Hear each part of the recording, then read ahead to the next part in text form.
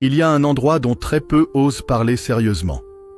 Un lieu que la théologie évoque, que les poètes tentent d'imaginer, mais que seuls les morts ont traversé en silence.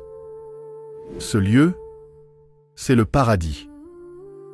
Non pas une abstraction lumineuse et paisible, mais un royaume d'ordre céleste, d'intelligence pure, de sphères en mouvement et de vérité absolue.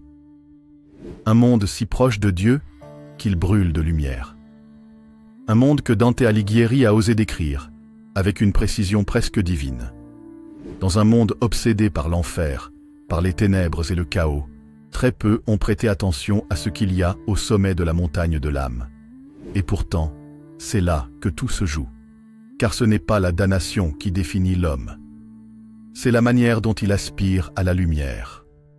Dante, dans la dernière partie de sa Divine Comédie, nous révèle ce que devient l'âme lorsqu'elle quitte la terre, franchit les sphères célestes et s'avance vers le regard de Dieu lui-même. Ce n'est pas une fiction. C'est une révélation codée, mystique, initiatique. Une carte, un avertissement, et peut-être même une promesse. Et si tout ce que nous avions cru comprendre sur le paradis était faux, et si ce lieu était plus vaste, plus hiérarchisé, plus terrifiant par sa pureté que l'enfer lui-même? Dans ce récit, nous allons suivre pas à pas le voyage de Dante, décrypter les symboles, les anges, les vertus, les étoiles. Nous allons nous demander que devient une âme lorsqu'elle se tient face à la totalité de Dieu. Si cette exploration te captive, abonne-toi à cette chaîne dès maintenant, active la cloche pour ne rien manquer des révélations à venir et laisse un like si ce mystère t'interpelle. Ce voyage n'est pas un simple récit, c'est une montée. Et une fois arrivé au sommet, rien ne sera plus jamais pareil. Dante n'est pas mort. Pas tout à fait. Ce qu'il entreprend dans les premières pages du paradis, ce n'est pas une mort du corps, mais une dématérialisation de l'être, une élévation consciente. Après avoir traversé les cercles de l'enfer et les terrasses du purgatoire, il se tient enfin au sommet de la montagne, là où commence le ciel. Il ne marche plus. Il monte. Littéralement. Et là, quelque chose d'inexplicable se produit. Béatrice, sa guide, sa lumière, son intercesseur, le regarde. Et d'un simple regard, l'âme de Dante quitte la terre, comme happée par une force d'amour cosmique. Ce n'est ni un voyage spatial, ni un rêve mystique. C'est une ascension dans la mécanique sacrée de l'univers, un mouvement vertical dans l'ordre divin. La porte du ciel s'ouvre sans clé. Pas de juge, pas de cri, seulement la musique des sphères. Le premier ciel où Dante atterrit n'est pas celui qu'on imagine pour un paradis. Ce n'est pas encore la béatitude, mais un espace d'observation. Il arrive dans la sphère de la lune, un royaume d'âmes pures mais incomplètes, les âmes des vœux trahis, de celles qui ont voulu le bien mais que le destin, ou la peur, a détourné. Ces âmes sont là, douces, paisibles, mais pâles. Elles ne sont pas punies. Elles ne sont pas damnées. Mais elles ne brillent pas comme d'autres plus hauts. Elles sont comme la lune, lumineuses mais changeantes. Et c'est là la première leçon divine. Le ciel n'est pas égalitaire. Il est hiérarchique. Chaque âme reçoit selon la mesure de son amour, de sa foi, de sa constance. Un système cosmique de justice, plus sévère que n'importe quel enfer. Le paradis distribue la lumière avec une précision d'orfèvre. Ces âmes parlent à Dante avec tendresse. Elles ne pleurent pas leur sort. Elles sont en paix. Mais leur lumière limitée est un message implicite. La tiédeur n'ouvre pas toutes les portes. Dante se rend vite compte qu'il ne se déplace pas avec des ailes, ni avec ses jambes. Il est tiré par l'amour. Chaque sphère céleste vers laquelle il monte vibre selon une fréquence spirituelle. Et Dante y est attiré selon la purification de son âme. Il est attiré non pas mécaniquement, mais intentionnellement.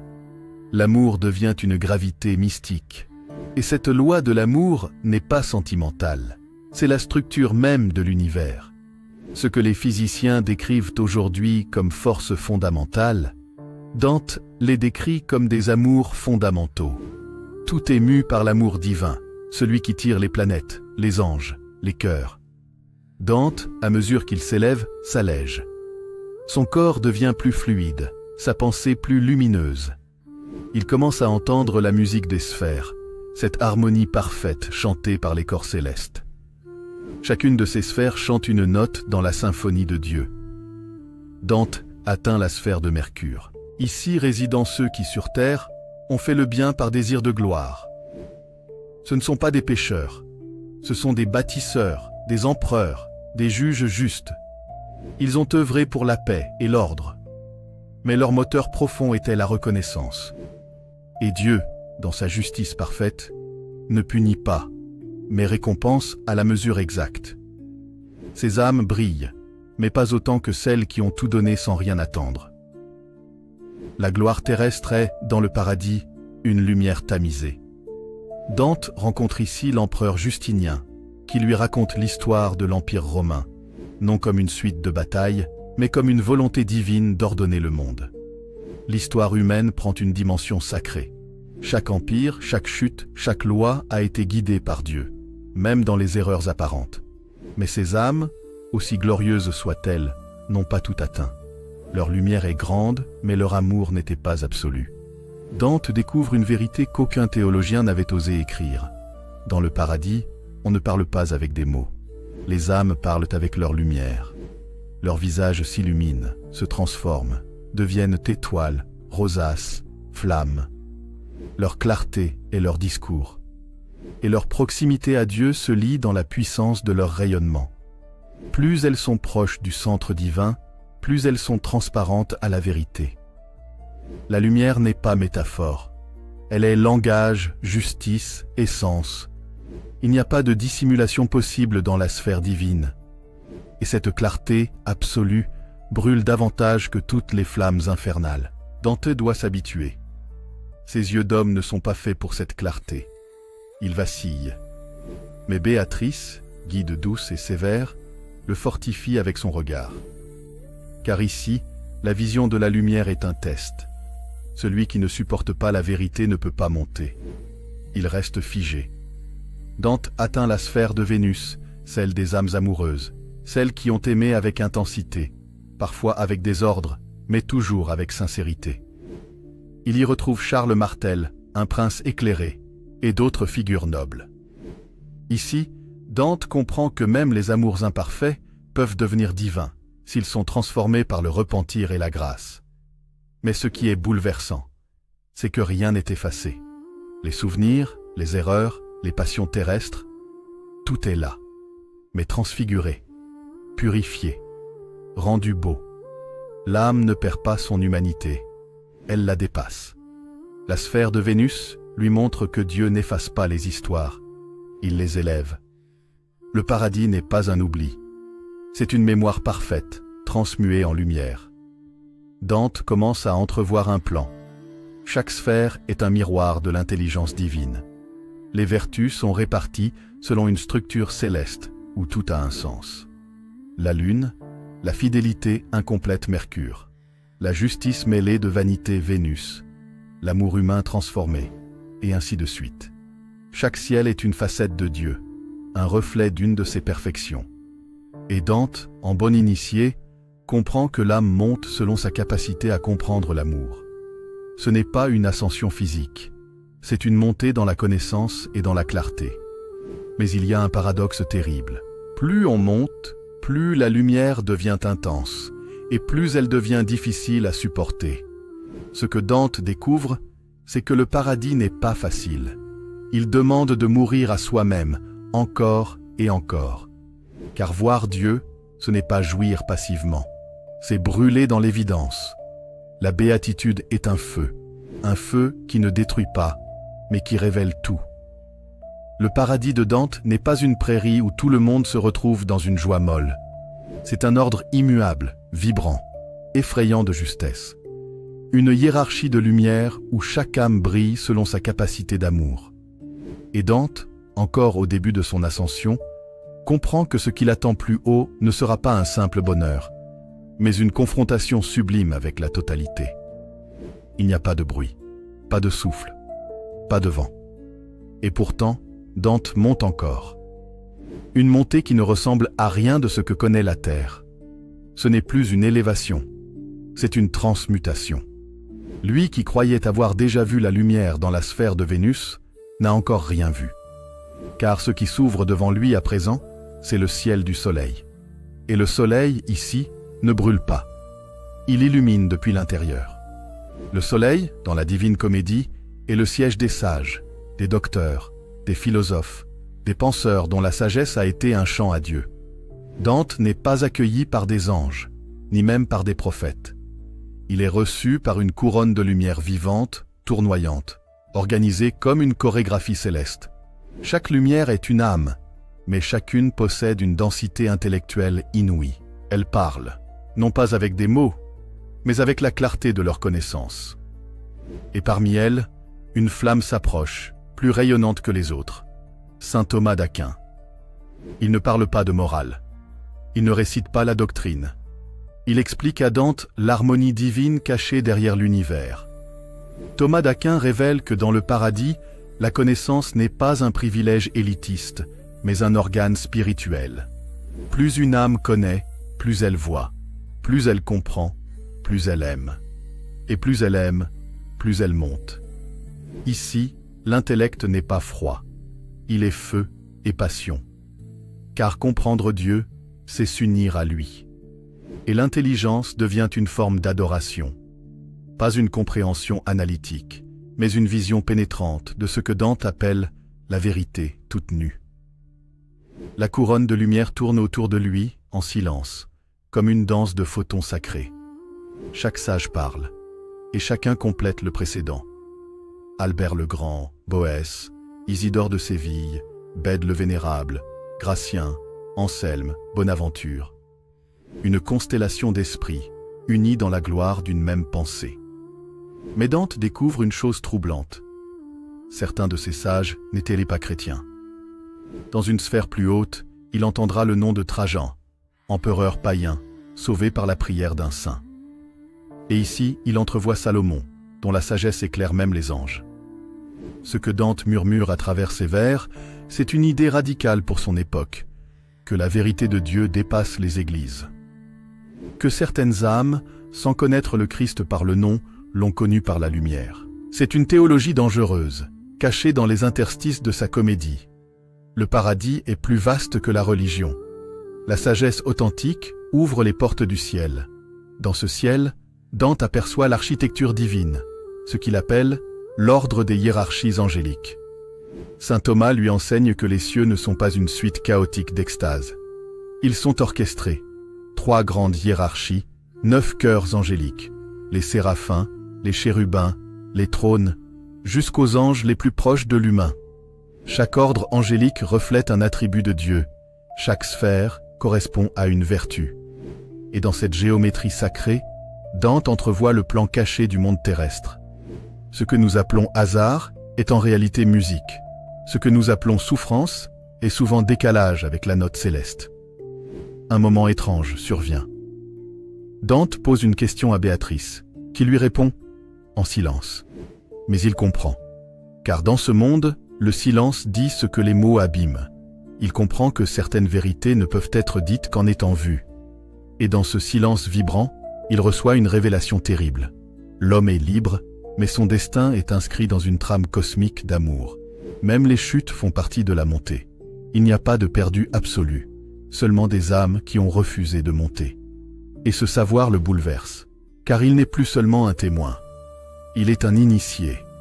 Les cieux ne sont plus séparés. À mesure qu'il monte, Dante voit les sphères s'unifier, comme si elles n'étaient que des reflets différents d'un même joyau. Et cette vision l'effraie, car elle signifie que le paradis n'est pas un lieu. C'est un état, un niveau de vibration, une intensité d'être. Et chaque âme se trouve exactement là où sa clarté la place. Ni plus, ni moins. Il découvre que l'univers n'a pas été créé pour les anges, ni pour les hommes, mais pour l'amour. Et que tout ce qui s'oppose à l'amour est appelé à être réabsorbé, tôt ou tard, dans le feu divin. Alors que Dante poursuit sa montée, une scène marquante le confronte. Une âme éclate soudainement de lumière, au point qu'il doit détourner les yeux. Béatrice lui dit simplement « Tu n'as pas encore la force de regarder cette clarté. » Et Dante comprend. Ce n'est pas Dieu qui se cache. C'est l'âme qui ne peut pas encore supporter la vérité. L'intelligence, ici, n'est pas une accumulation de savoir. C'est la capacité à supporter la lumière. Et chaque connaissance acceptée, chaque vérité intégrée élève l'âme. L'ignorance volontaire, le refus de voir, la mauvaise foi, ce sont les vraies barrières au paradis. Dans les dernières pages de cette ascension, Dante n'est plus un poète. Il est une torche. Ses vers deviennent plus lumineux, plus abstraits, plus musicaux. La beauté qu'il perçoit dépasse le langage. Les couleurs deviennent des sons. Les sons deviennent des formes. Les formes deviennent des vertus. Tout est vivant. Tout est amour. Tout est pensée. Et dans cet univers symphonique, chaque âme est une note, chaque ange une vibration. Dante ne regarde plus. Il est regardé. Et il comprend que le paradis ne se visite pas. Il se devient. Cette partie de l'ascension montre que le paradis de Dante n'est pas un décor, mais un code spirituel. Chaque sphère est une énigme, chaque âme une réponse. Et pour monter, il faut non pas prier plus, mais comprendre plus profondément. Comprendre avec le cœur, avec la lumière, avec l'intelligence offerte par Dieu à ceux qui cherchent avec humilité. Et la plus haute intelligence, ici, c'est l'amour qui comprend. Le silence. Un silence si vaste qu'il semble suspendre l'univers lui-même.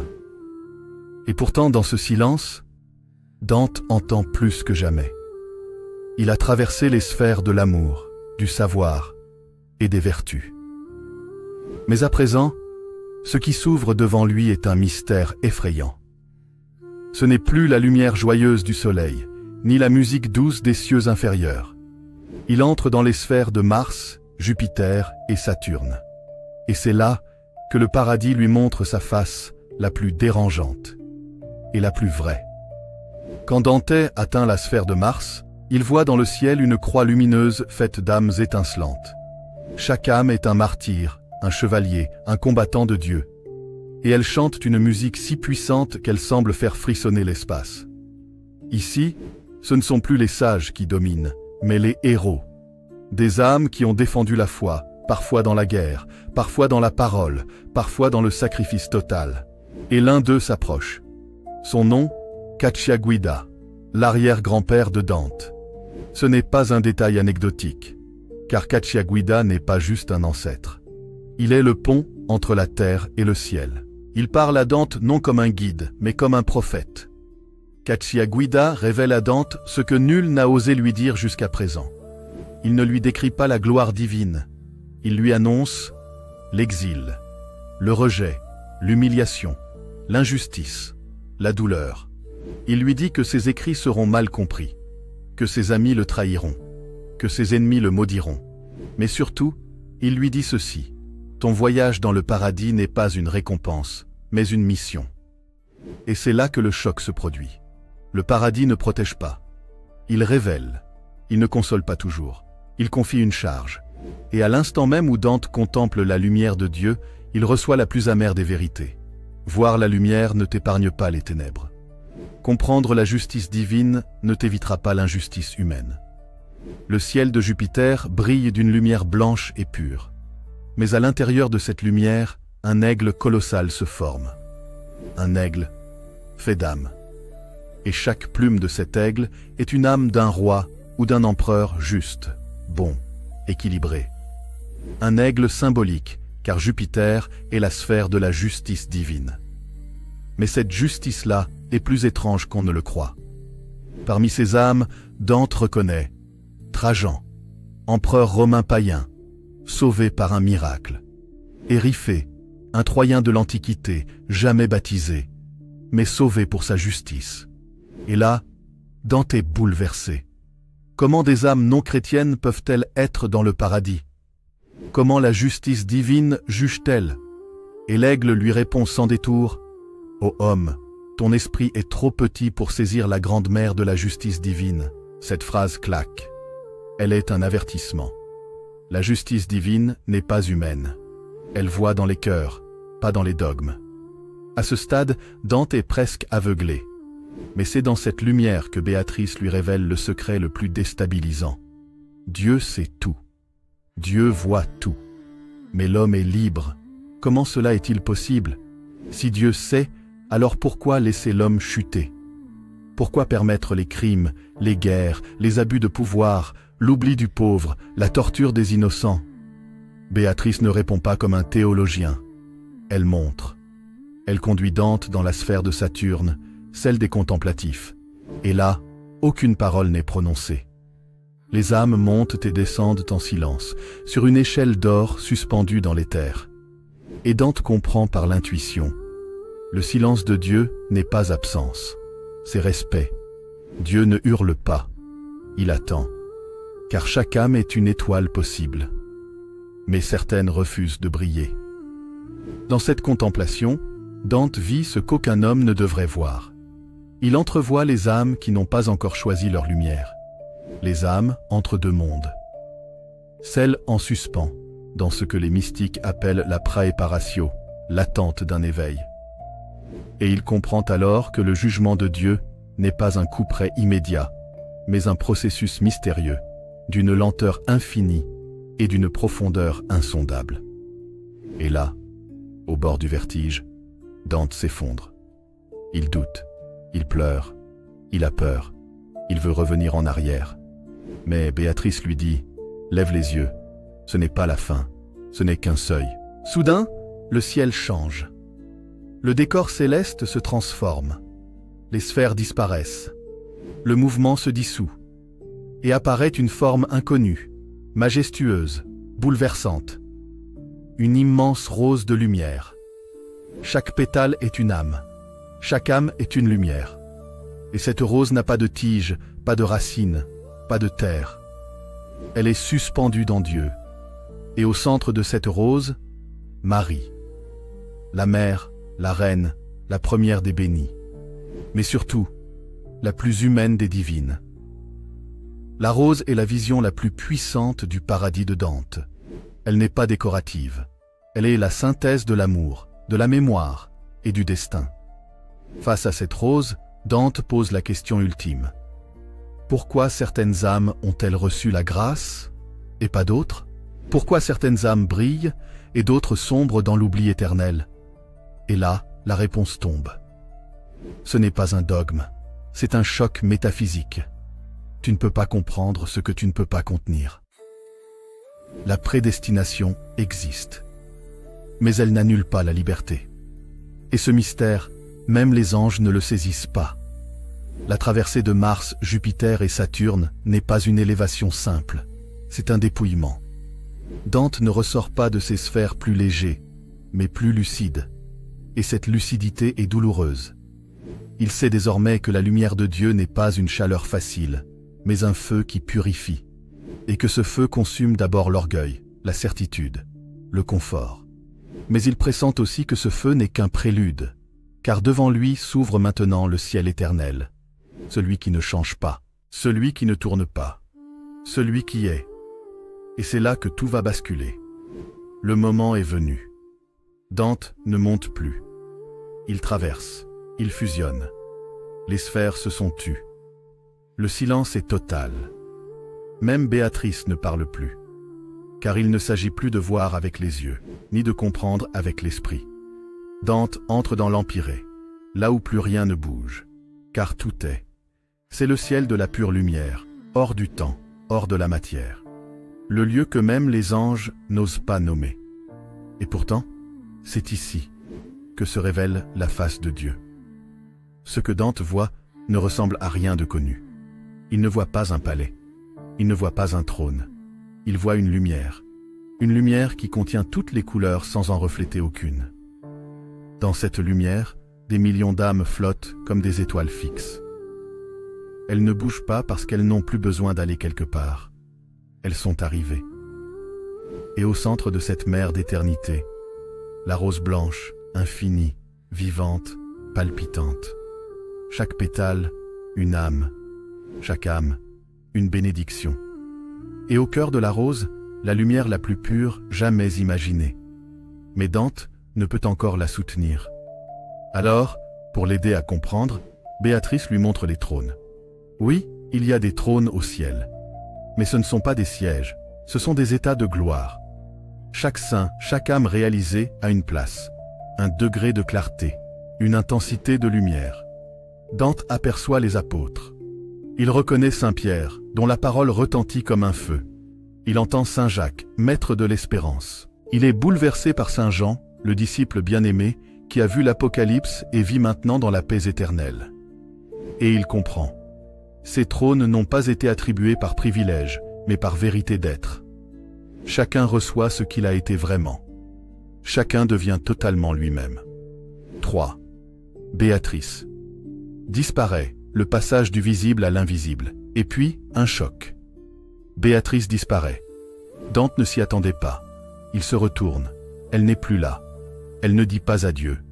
Elle n'a plus besoin d'être là. Elle s'est fondue dans la lumière. Elle est dans la rose. Et c'est un autre guide qui apparaît à sa place. Un homme à l'expression pleine de paix, de bonté et d'une force intérieure incroyable, Saint Bernard de Clairvaux. Pourquoi Bernard? Parce qu'il est le chantre mystique de Marie, le contemplateur par excellence, celui qui a osé dire que l'amour seul permet d'approcher Dieu. Bernard n'est pas un professeur, il est une flamme, il ne parle pas, il prie, et il ne prie pas Dieu, il prie Marie. Dans un éclat soudain, la rose éternelle s'ouvre, et dans son cœur se révèle la Vierge Marie. Elle ne trône pas, elle brille d'un éclat doux, transparent, inaccessible et pourtant proche. Elle ne parle pas, mais à travers elle, toute la miséricorde divine coule. Et Bernard, dans un souffle, prononce cette prière bouleversante. Vierge Mère, fille de ton Fils, humble et haute plus qu'aucune créature. Cette prière est une clé. Elle ouvre les cieux, non par la force, mais par l'amour le plus pur. Et dans cette prière, le cœur de Dante s'éveille pour la dernière fois. Son esprit, préparé. Son regard, purifié. Son désir, libéré.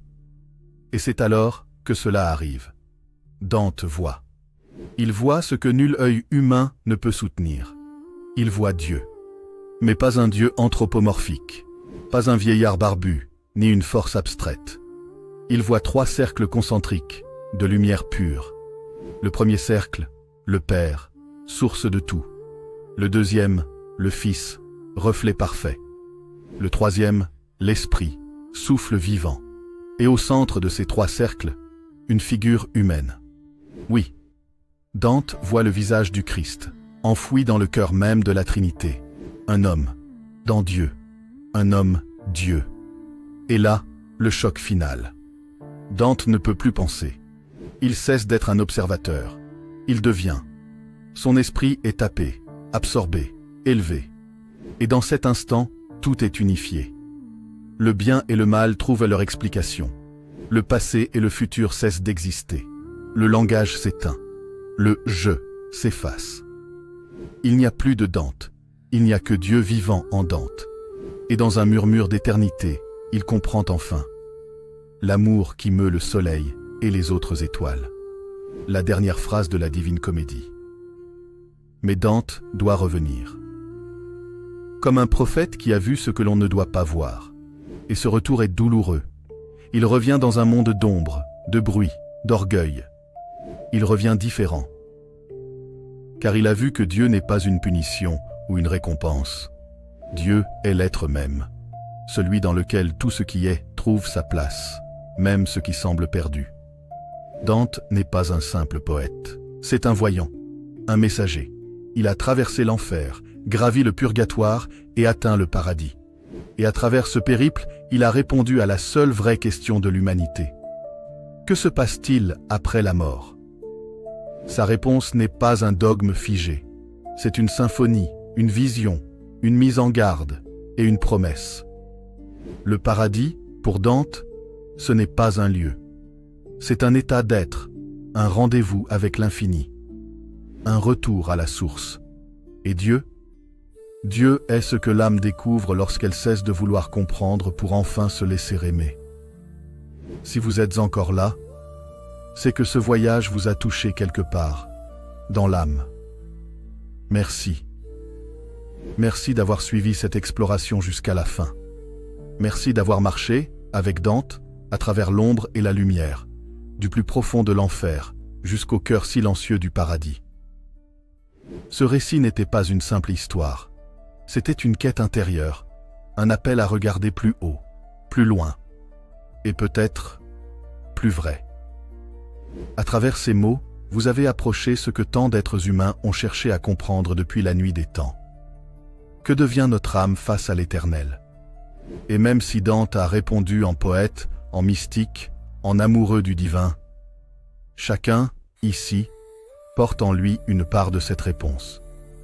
Alors merci pour votre présence. Merci pour votre écoute, votre curiosité, votre ouverture d'esprit. Merci aussi à tous ceux qui soutiennent cette chaîne, qui s'abonnent, qui laissent un like, un commentaire, qui activent la cloche. Ce n'est pas un simple geste. C'est ce qui permet à ces récits de continuer à exister, à toucher d'autres âmes, à éveiller d'autres consciences. Si cette vidéo vous a nourri, ému ou simplement intrigué, partagez-la. Peut-être qu'un ami, un proche, quelqu'un que vous aimez, en a besoin lui aussi. Et souvenez-vous, l'amour qui meut le soleil et les autres étoiles n'est pas loin. Il est en vous. Il vous attend. À très bientôt pour une nouvelle exploration. Et d'ici là, prenez soin de votre lumière intérieure.